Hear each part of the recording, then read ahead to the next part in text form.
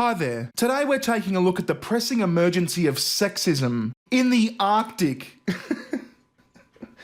Where the fuck does Sugar Tits find these articles? In this specific case, it's women being told it's probably not the best idea to wear crop tops and hot pants on an Arctic voyage. No hot pants. Sexist rules for women on the Arctic expedition The Mosaic across the frozen Arctic Ocean revealed problems of gender inequality in scientific field missions. How the fuck does asking you not to wear skimpy revealing clothing in a freezing cold environment warrant gender discrimination? Actually, you know what? Wear nothing at all if you want. It'll be your own damn fault when your minge flaps shrivel up and fall off with frostbite. We'll take a closer look at this rampant discrimination right after this quick sponsor. Stick around. The consumer credit reporting agency Experian has just experienced a recent data breach that revealed the information of 24 million individuals and 800,000 businesses, exposing them to future phishing attempts. This highlights how important it is to take our online identity seriously, and the best way to do that is through the use of a VPN. I use VirtualShield VPN, and I keep it on 24/7 while I'm browsing online. Due to the recent pandemic, they're offering 50% off VPN services. Go to hidewithbear.com or click the link in the video description box below. You've got nothing to lose.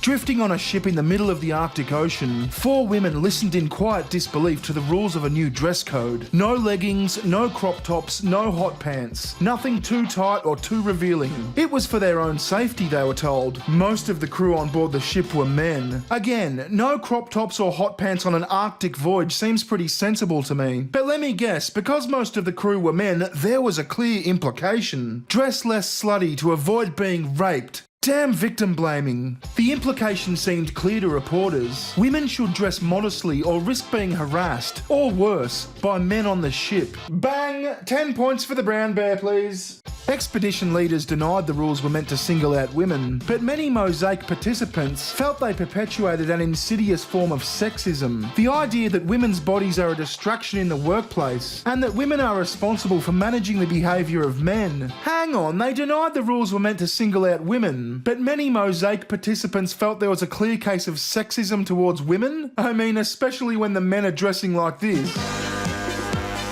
I'm obviously kidding, the men weren't dressing in crop tops and hot pants because they didn't want to catch fucking hypothermia and have their dicks turn black from frostbite. Not that there's anything wrong with black dicks.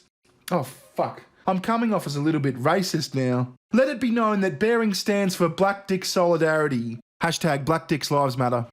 All the while, the mission was suffering from gender disparity. Women made up less than a third of the Mosaic participants on the ship, and only a handful of the mission's senior scientists and engineers. Uh-oh, I know this one. It's because society discourages women in STEM and the sciences, right? Definitely not because women have their own agency and decide what they want to do for a career. Or maybe they're just whinging, because being a stereotypical female scientist, it's left them lacking in the looks department, aka they're ugly as fuck, and it's caused them to resent a ship full of seamen.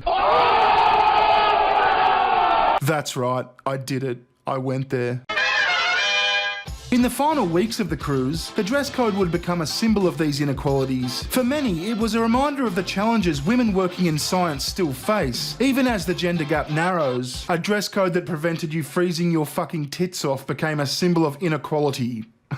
Okay. These problems are pervasive in field science across the board, experts say, but they may be amplified in polar research, a field with a long legacy of exclusion. Polar expeditions have long perpetuated the archetype of the white male explorer. Histories of Arctic and Antarctic voyages are dominated by the likes of Roald Amundsen, Fridtjof Nansen, Robert Peary and Ernest Shackleton. Get the fuck out of here. Polar expeditions have long perpetuated the archetype of the white male explorer. I might be generalising here, but how many people in history wanted to explore a sub-freezing environment to begin with? Let alone people living in warmer climates. You know, non-white people. As for women, is it just me? Or do they mostly hate the cold? You should see tits when I put the air conditioner on too low. Where? It's too cold. Meanwhile, my nutsack is stuck to the side of my thigh like a fucking handful of gack. You remember gack? What is gack? Gack is great stuff. Oozy. Gack is stretchy. You can pull it. Make gag sounds. How rude. Suck it up and squirt it out with a gag back. Pump it up and blow it up with a gag inflator. Well, I never. Nickelodeon Gag comes in different colors, sizes, and playsets, each sold separately. Coming soon from Mattel. Disgusting. Okay, we might have got a little bit sidetracked there. Back to the story. Before departing, participants were told they should dress warmly when venturing outdoors. They should wear sturdy, closed-toe shoes on the decks and don hard hats in certain work areas. And they must remove dirty boots and jackets before entering the mess hall for sanitary reasons. Days before the new rules were announced, several female participants reported they'd been harassed by a group of men on the ship. Ugly bitches! No! Including technical contractors assisting in the expedition. They informed Crumpan, the official who announced the new dress code, and the ship's captain, and the men were barred for further interactions with those participants, according to multiple people familiar with the incident. The dress code was announced shortly afterward, so some men hit on some women, God forbid. It pissed them off and the incident was reported and dealt with accordingly, as in the men were barred from dealing with those women. What do you expect when you put a bunch of nerdy, sex-deprived male scientists on a boat with women for months? Trust me, I've seen Big Bang Theory, horny little fuckers. Crumpan confirmed the harassment report, but he insisted the two events were unrelated. The dress code, he said, had no temporal and substantive connection, any connection, with a specific incident. The new rules were meant to be an extension of the safety and hygiene related guidelines outlined at the start of the voyage, he said. So it seems these dress code rules already existed and were redefined for whatever reason. Even if these enhanced rules were enforced in correlation to the incident of harassment, which conveniently isn't described in this article, my guess is it was a light playful joke or a failed attempt at flirtatious banter, it still doesn't change the fact that it's probably not a great idea to wear a crop top and hot pants on an Arctic fucking voyage. Anyway, that was kind of fun, I guess. That's it from me. I'll see you next time. Bye. Recession!